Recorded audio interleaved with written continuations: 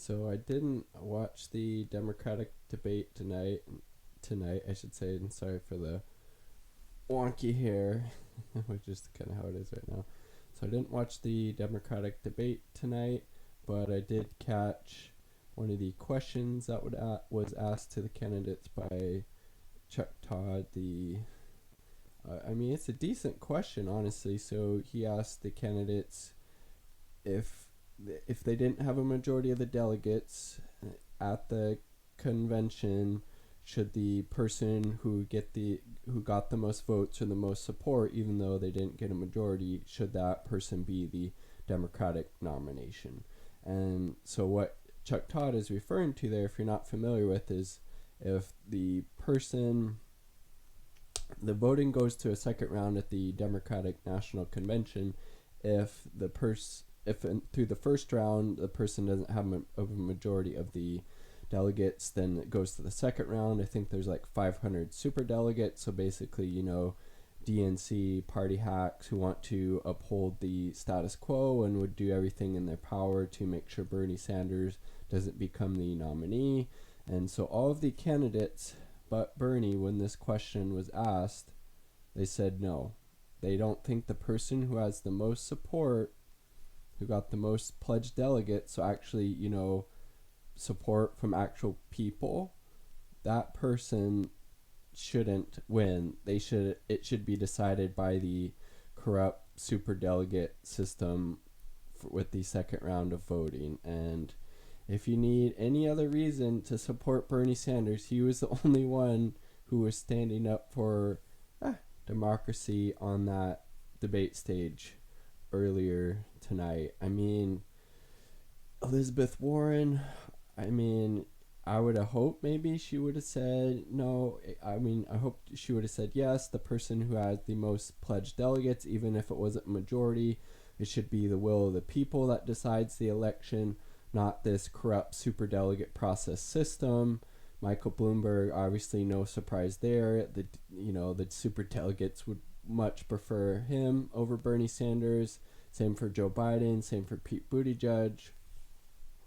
And I guess that's everybody, right? Bernie, Biden, Buttigieg, Warren, Bloomberg. Am I missing somebody? Oh, Cloud Butjar. Yeah, Cloud Butjar. She also would say, let the process play out. Let the super delegates get to decide who becomes the president, not respecting the will of the people at all. And it's like, Bernie was the only one who was willing to stand up for democracy and the vote of the people, and not 500 super delegates who, just that whole concept, get rid of that. That is so ridiculously stupid.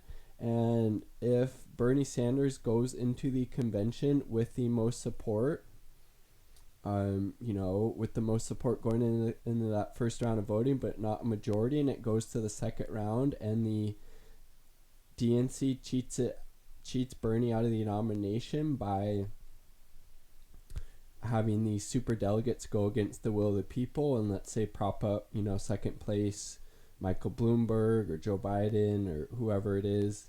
At that point, the Democratic Party as we know it will cease to exist. People will exit en masse, and whoever that candidate is would get just destroyed by Donald Trump. And Donald Trump would be able to go out on the campaign trail and say, look at the Democrats, they cheated Bernie out of the nomination. How can you trust them to look out for your best interests when they're willing to do this to Bernie Sanders? They're not going to stick up and fight for you. They're these corporate elitists, and they stole the election from Bernie, and he would have pretty good argument to make in that respect. And obviously he's no friend of the working people, but if the Democrats do that, I guaranteed right now Donald Trump would be guaranteed a second term. He would get reelected like that.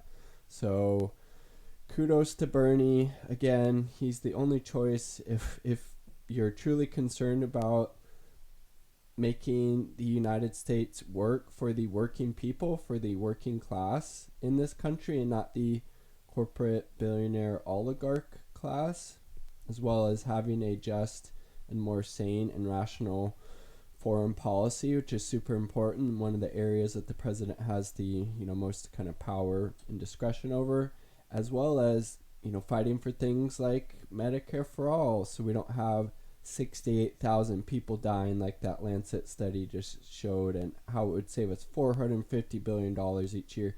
Bernie's the only one who's going to fight for that. He's the only one who's going to fight for a Green New Deal, for legalizing marijuana day one, for taxing Wall Street, for for taxing the wealthy, having a progressive tax system, ending the wars, taking on the military-industrial complex, taking on the prison-industrial complex. All of these things, Bernie is the clear choice. If you are really concerned with progressive values, honestly, I don't know what you're thinking supporting anybody but Bernie Sanders at this point. And this answer on the debate stage is just another clear example of that. He's the only one willing to stand up for democracy. The 5 other candidates are okay with the corrupt super delegate system deciding who is the election, not the popular will of the people. That's just insane. That's nuts. And shame on all of them, especially Elizabeth Warren. I at least had maybe some faith in her that she would give the right response to this, but she was just as bad as all the other ones. So shame on her, shame on all the other candidates. Kudos to Bernie. He's the only choice. Bernie 2020, not me, us. Peace.